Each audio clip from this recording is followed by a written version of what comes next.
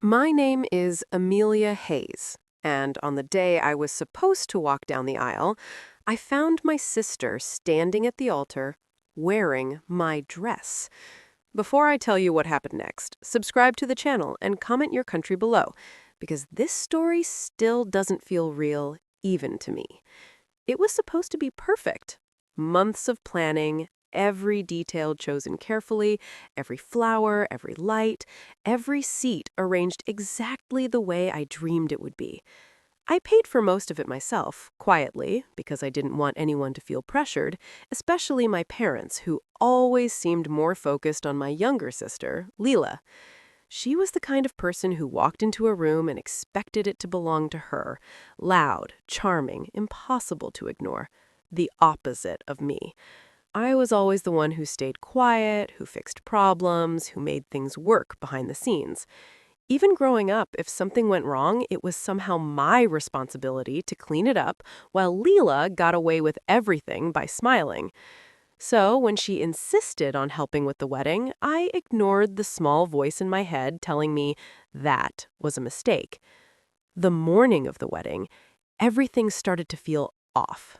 My phone kept buzzing with messages from guests asking strange questions, but no one would explain anything clearly. My makeup artist arrived late, then rushed through everything like she was nervous, barely meeting my eyes. And when I asked where my mother was, no one gave me a straight answer.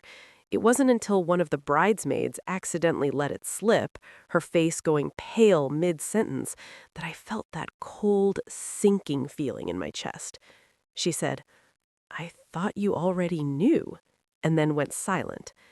That was the moment I stopped asking politely and started walking, fast, straight toward the ceremony hall. And the second those doors opened, everything inside me just stopped. There she was, Leela, standing at the altar in a white dress that looked exactly like mine, laughing, smiling, holding my bouquet. My father was beside her, adjusting her veil like this was completely normal. Guests were seated, whispering, some confused, some entertained, and some avoiding looking at me entirely. It felt like I had stepped into someone else's life, like I wasn't supposed to be there. And then I heard it. My mother's voice, soft but clear, speaking to someone near the front. "Oh, that's just Amelia. She gets emotional sometimes. Don't mind her." Don't mind her. Like I was a stranger, like I wasn't the bride. My hands started shaking, but I forced myself to walk forward anyway, each step heavier than the last, every eye slowly turning toward me. Leela noticed me then, and instead of looking surprised, she smiled. Not a nervous smile, not a guilty one, a confident, satisfied smile, like she had been waiting for this exact moment, like this was all part of her plan. And then she said something that made the entire room go silent. "You're late." For a second, I actually thought I misheard her, like my brain was trying to protect me from what was happening. But the way everyone went quiet, the way all eyes shifted between us, I knew I hadn't. "You're late," Lila said it again, tilting her head slightly, like she was the one inconvenienced, like this entire day belonged to her. I felt something inside me crack. Not loudly, not dramatically, just a quiet break somewhere deep in my chest that made everything else suddenly feel very still. "What is this?" I asked, my voice barely above a whisper, but it carried across the room anyway. My father stepped forward immediately, his expression tight, controlled, the same look he used whenever he was about to explain why I needed to be reasonable. "Amelia," he said calmly, like I was the problem, "you should go back and get yourself together. You're making a scene." A scene? I almost laughed, but it got stuck somewhere between disbelief and anger. My gaze shifted to my mother, hoping, just for a second, that she would step in, that she would say something that made this make sense. But she didn't. She avoided my eyes completely, smoothing out Lila's dress, like she was preparing the actual bride. "We had to make a decision," she finally said, her voice low but firm. "You've always been difficult under pressure. Lila is better suited for this. Better suited for my wedding. My fingers curled into my palms so tightly I could feel my nails digging into my skin, but I barely noticed the pain. So you just replaced me? I asked, my voice shaking now despite everything I was trying to hold in. Lila let out a soft laugh, stepping down from the altar slowly, the fabric of my dress brushing against the floor with every step she took toward me. "Don't make it sound so dramatic," she said, her tone almost playful, like we were discussing something trivial. "You were stressed. You were going to ruin the day, so I stepped in. You should be thanking me." Thanking her? I looked around the room, searching for even one person who looked as shocked as I felt, but most of them just looked uncomfortable, like they didn't want to get involved, like it was easier to accept this version of reality than question it. And then my eyes found him, Ethan, standing at the front exactly where he was supposed to be, dressed in his suit, watching everything unfold. My heart pounded so hard I could hear it in my ears as I took a step closer. "Ethan," I said, his name barely leaving my lips, "what is this?" For a moment, he didn't answer. He just looked at me, his expression unreadable, like he was calculating something, like he was waiting. And that silence hurt more than anything else in that moment. Lila turned slightly toward him, her hand brushing against his arm, confident, claiming like she had already won. "You don't have to explain anything," she said softly to him, loud enough for everyone to hear.